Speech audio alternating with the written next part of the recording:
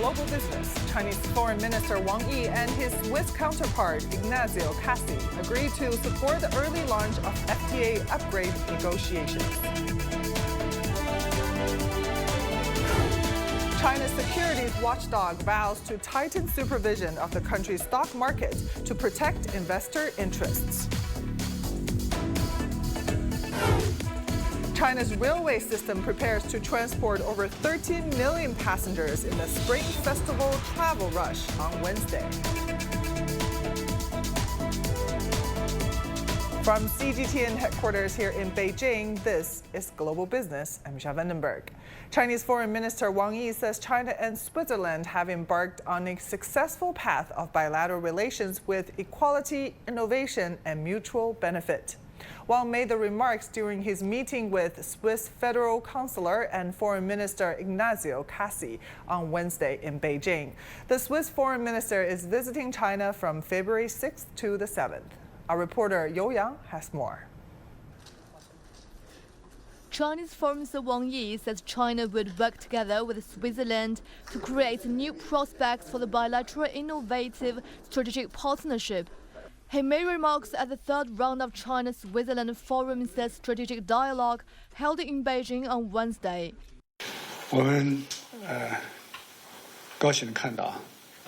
We're glad to see that since the establishment of bilateral ties between China and Switzerland 74 years ago, China and Switzerland have become the model of friendly cooperation between two countries with different social systems, different development stages, and different sizes.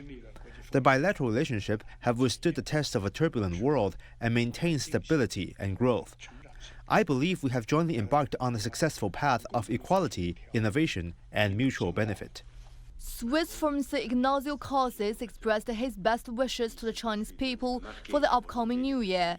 He said that Switzerland firmly adheres to the One China principle and has mutual understanding and candid exchanges with China. Ce qui fait qu'aujourd'hui, le plaisir est encore plus grand d'être ici et de. The differences between Switzerland and China do not affect the cooperation between the two sides, and the relationship between the two countries is solid and strong. It maintains good development momentum. We are willing to work with China to deepen cooperation in various fields and work together to further develop the innovative strategic partnership and mutually beneficial cooperation. The Swiss Foreign Minister's visit to China comes after China's Premier Li Qiang's official visit to Switzerland this January. The trip saw a joint announcement made by the two sides that China and Switzerland have completed the joint feasibility study on upgrading the China-Switzerland Free Trade Agreements and agreed to support the early launch of formal FTA upgrade negotiations. Bonn has spoken highly of China's unilateral visa-free policy to Switzerland and said would provide more visa facilitation for Chinese citizens as well as Chinese enterprises investing in the country. A number of European leaders and diplomats have paid a visit to China at the beginning of this year. Those include Norwegian Foreign Minister Espen Barth Eide, as well as Belgian Prime Minister Alexander De Croo. Experts say this visit demonstrates the broad and extensive collaboration between China and Europe, and they believe this collaboration should continue to deepen. The year 2025 marks the 75th anniversary since China and Switzerland established diplomatic ties. Over the course of this year, the two sides will hold working group meetings on finance and energy, education policy, and consultations on UN Security Council affairs, parts of joint efforts to develop closer communication between the two sides. You Yang, CGTN, Beijing. Now let's take a quick look at some concrete figures in trade between China and Switzerland. Since 2010, China has been Switzerland's biggest trading partner in Asia and third largest worldwide, after the European Union and the US. The two sides signed a bilateral free trade agreement in Beijing in 2013, which took effect the next year. It contains provisions on trade in goods and services, non-tariff barriers to trade, intellectual property protection, and sustainable trade and development. Currently, Switzerland is China's sixth biggest trading partner in Europe. The total bilateral trade volume of 2022 topped $57 billion, marking a significant 30% jump year on year. And in the first 11 months of 2023, bilateral trade volume reached $53 billion, up by about 6% year on year. Sino-Swiss relations date way back. That's according to Zheng Buri, the Swiss ambassador to China. In an earlier exclusive interview with our reporter Guan Xin, the diplomat talked about how this pioneering partnership has benefited both sides. So how would you assess the relationship between China and Switzerland and areas of mutual cooperation and partnerships? Sino-Swiss relations really date way back. And they're based on a sort of a trust in the sense that Switzerland was one of the first Western countries to establish diplomatic relations with China, but then also the first joint venture with a Western company was with a Swiss company, or the first free trade agreement with a Western European country was with Switzerland.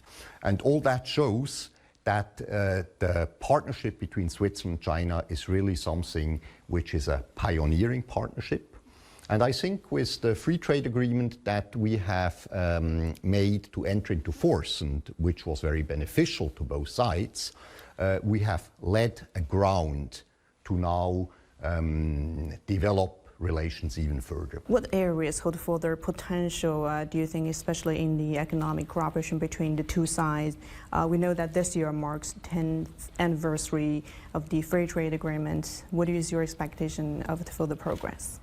The free trade agreement is very useful to both economies. We have been growing our trade by more than 70% since we have it, but it's not fully used yet. Not everybody, not all the companies know it yet. So we can still make the free trade agreement an agreement which is more accessible to all the countries and more beneficial to all of us. And we can develop paths on what in a future version of the free trade agreement should be the points of concerns, the points to be addressed, and that I think is the roadmap for these talks, and after the talks we will see exactly where we stand. Now, for more on China-Switzerland ties, let's bring Carly Beely, president of the Swiss Nonprofit Association of China-Switzerland Connection. Carly, good to see you. So first, let's talk about what are the main economic and trade cooperation between China and Switzerland, and how has it changed in recent decades? Yeah, so as Ambassador Buri mentioned before, the relationship between China and Switzerland is a very unique relationship. Switzerland has been one of the first countries to recognize the People's Republic of China. Again, has been one of the first, has a company that was one of the first companies to do a joint venture with China. And also with the free trade agreement, it was also like one of the four at the forefront, basically. Compared to other countries. And also because Switzerland is a very innovative country, not just innovative in technology, but also actually in country-to-country relations. So just as an example, recently in Switzerland, in Lucerne, at the Swiss Museum of Transport, there was the first official exhibition of the Chinese space program in Western Europe. And incidentally, this city, Lucerne, where this exhibition is held, was also the place where Miss Zhang, the spouse of Mr. Qian, the father of the Chinese space program, where she studied opera originally. So actually the world is smaller than we think, and many roads lead to Switzerland. Yeah, for sure. Now, looking forward, in what areas do you expect new cooperation opportunities to emerge in the future? Yeah, so I think personally, especially in green technology and also in automation/robotics. I think in both fields, China as well as Switzerland are very innovative and very strong, and I'm sure they can learn from each other. And global warming and climate change, this is a worldwide problem, so I think it's a natural win-win that we work together. Now, following China's unilateral visa exemption for Switzerland, what impact do you think this will have on economic and trade cooperation as well as cultural exchanges between the two countries? Will this help to bring more people from Switzerland to come to China? Yeah, so I was very, very happy when I heard about it. And it also in my personal interest. And I think the foundation for a country-to-country relation always starts with people-to-people exchange. And I hope that now that it's becoming easier to travel to China for average Swiss citizens, that many more people from Switzerland will go themselves to China and see for themselves the country of ancient and futuristic wonders. And I hope they can make friends. And I think that's the way how, people-to-people relationships develop. And on top of that, more business opportunities and more cultural exchange will grow. Definitely looking forward to seeing more and more people-to-people exchanges between the two countries. Thank you so much for your insights. Great to have you on the show. Carly Beely, president of the Swiss nonprofit association China-Switzerland Connection. After meeting with the Chinese Vice President and Foreign Minister, Swiss Federal Chancellor and Foreign Minister Ignazio Cassis held a press conference at the Swiss Embassy in China on Wednesday afternoon, presenting the outcomes of discussions in areas such as business investment, free trade, scientific research, and innovation. This is more convenient for tourists to move around with a visa-free policy. Both sides are very grateful to get to know each other better and traveling both countries. The Swiss coming to China will greatly promote these exchanges, so I would like to express my gratitude once again for this decision. We have provided the nominal overview of bilateral relations. We talked about trade and investment. Since 2014, a free trade agreement with China has already existed. While in 10 years, the current issue is to move it towards the future. We have prepared a feasibility study today and agreed to work together towards modernizing this agreement. We also discussed China's efforts to protect the environment, for the air to breathe, for sustainability, and its desire to maintain a leading position in innovation. As Switzerland has been the language of praise for innovative countries in the past few years, it's evident that this factor plays an important role in the relationship between Swiss universities and Chinese universities, which is also the core. We have signed a research and innovation agreement with China as well. You're watching Global Business, still to come.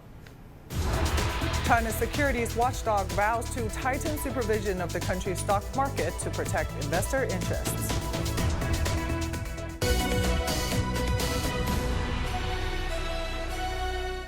The Chinese New Year is about heartwarming homecomings. Dive into vibrant celebrations and traditions coming to life. Discover the allure of Long-inspired art. Savor festive flavors of reunion. Seeing blockbusters become part of cherished memories. The thrill of winter sports offer a unique festive gateway. This Chinese New Year, get to know new spending trends with our special series, Spending Smart, the Chinese New Year Boom. Only on CGTN.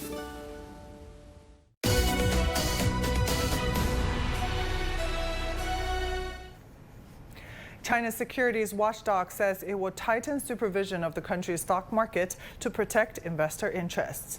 The China Securities Regulatory Commission has released a slew of more than 10 statements over the past 3 days on its official WeChat account, China's dominant social media app. These statements are in response to investors' calls to stabilize the stock market, which has witnessed turbulence in the first month of the new year. The securities regulator said it will crack down on illegal information disclosure, in particular fraudulent IPOs and inaccurate financial statements. It will punish market manipulation and malicious short selling severely. The CSRC will suspend new securities lending and phase out existing contracts. Loans of shares, especially restricted ones, are seen by many as a loophole in the current regulatory framework.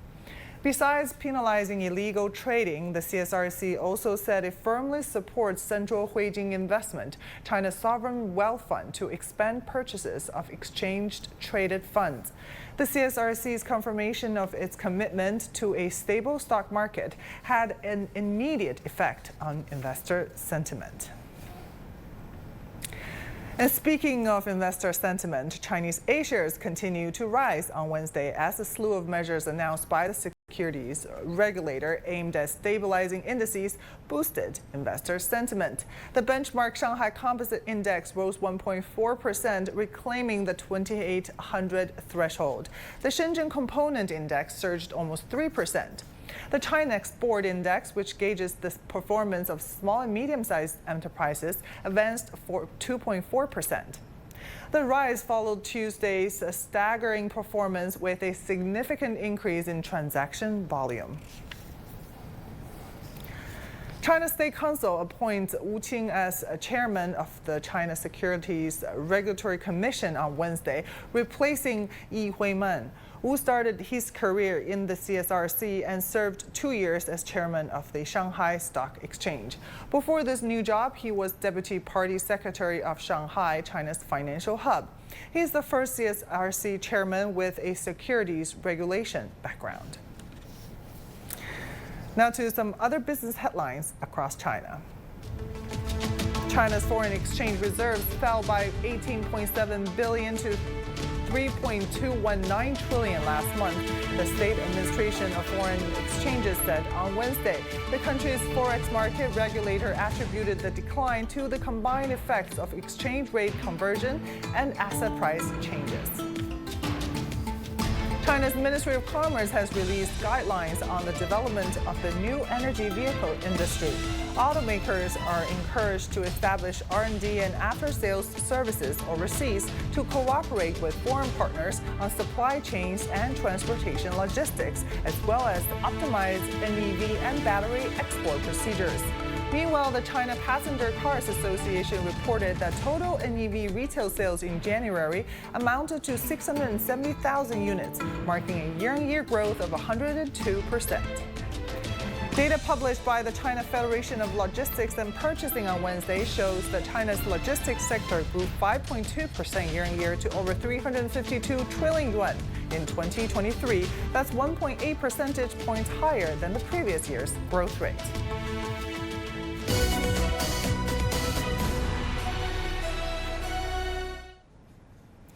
China's railway system expects to transport over 13 million passengers home on Wednesday amid the country's busiest travel season, also known as Chunyun in Chinese.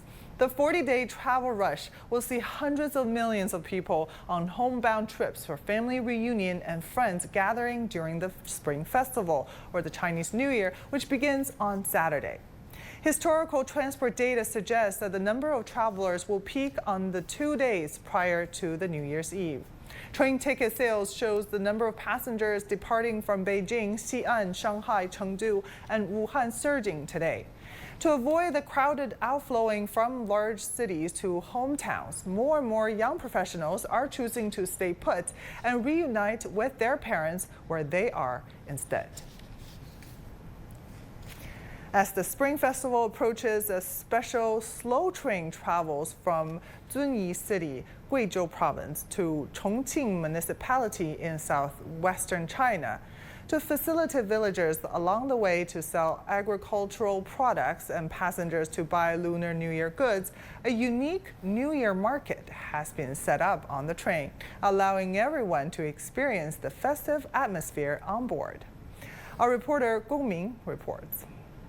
In today's era of high-speed trains, it might surprise you that there are still green-skinned trains from old days, now known as slow trains, chugging along at an average speed of less than 50 kilometers per hour.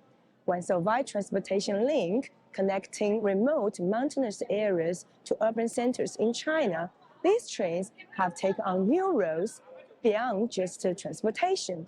Today, let's take on one of these and check it out. The train number 5630 is one of the 81 slow trains across the country that stops at every station, passing through 21 remote stations between Guizhou Province and Chongqing Municipality. Since its launch in April 1993, it has been a vital means of transportation for residents in mountainous areas along the route, with affordable fares and numerous stops. Most villagers use this train to transport agricultural products to larger towns for sale. Additionally, there's a designated carriage on board for selling goods, enabling villagers to conduct business during the journey.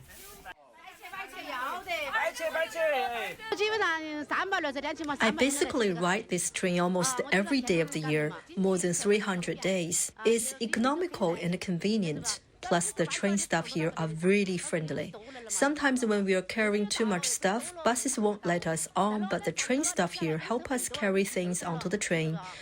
There are also quite few people buying things on the train. Sometimes I can make 100 yuan just from selling stuff on board. As the Chinese New Year approaches, a special New Year market has been set up on the train, making it convenient for passengers to buy quality and affordable New Year goods while traveling. Taking this train feels like a mix of nostalgia and excitement. It's kind of special. Being able to shop on board makes it really convenient. You can grab some fresh veggie and check out all the local specialties while you're at it. It's quite the experience. To celebrate the arrival of the Chinese New Year, local folk artists were invited on board the train to perform captivating traditional performances for passengers. Also, a festive banquet featuring local delicacies was carefully arranged on long tables, creating a lively New Year atmosphere for everyone on board. Our train's a bit different from your regular ones, you see. Especially around Chinese New Year, we organize some activities. Folks along the train route bring local delicacies, and we all gather like family for an early New Year reunion. It's a tradition in China to share New Year blessings, so here's to wishing everyone a better life and prosperity in the coming year. For 30 years, the slow train in China has not only stayed relevant amid rapid development, but has also continuously introduced innovative measures to improve services for both villagers and travelers along its route, meeting diverse travel needs. This not only enhances an understanding of local culture among more passengers, but it also drives local economic development. Gongming, CGTN, Chongqing Municipality. As China continues to open up, it's taking significant steps to enhance the smooth entry of foreigners, especially with the Chinese New Year just around the corner. Wu Haojun has more. As China welcomes the Chinese New Year, it's also extending a warmer welcome to the world. On January 11th, the National Immigration Administration implemented 5 measures to streamline the entry process for foreigners. From relaxing visa application requirements to simplifying visa application materials, these measures prove the country's commitment to hasten its opening up to the world. The implementation of these measures further alleviates the hindrances faced by foreign nationals who seek to engage in business, education, and tourism endeavors in China. It optimizes immigration, intra-exit, and residency policies for foreigners, resulting in a more streamlined process for their entry into China and facilitating the convenience of visa applications. The new measures also allow foreign travelers entering one of China's 9 designated airports, including Beijing capital, to transit visa-free en route to another country within 24 hours without being subject to border inspection. But they need to meet certain criteria. First, a valid international travel document is required.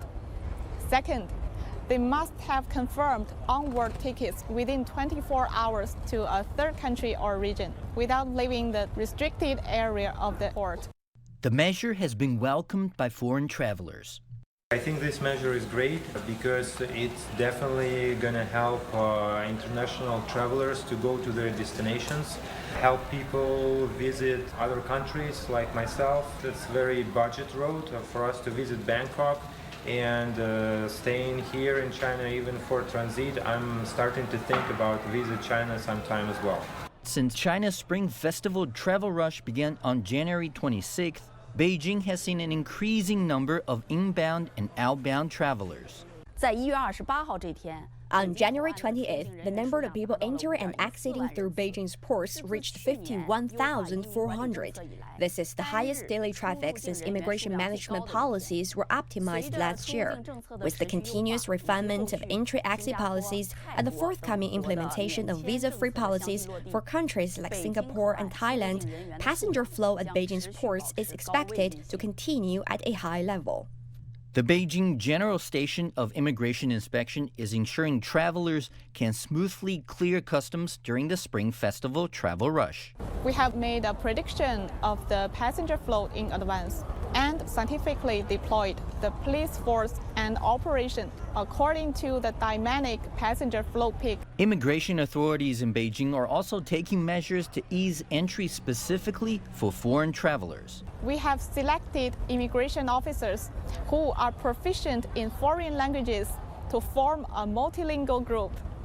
The group is ready to help travelers overcome any communication barriers, navigate unfamiliar locations, and understand policies and regulations. Foreign travelers are satisfied with their overall entry-exit experience in China. It was good, very good. Me, it's the second time I come to China. It's new for me, but no problem. It was very easy to pass the border. There was no hassle at all, so pretty straightforward, I say. From February 10th to 17th, Beijing immigration authorities expect the number of people entering and exiting to reach 392,000, reflecting China's commitment to a more open and accessible future. Wajing, CGTN.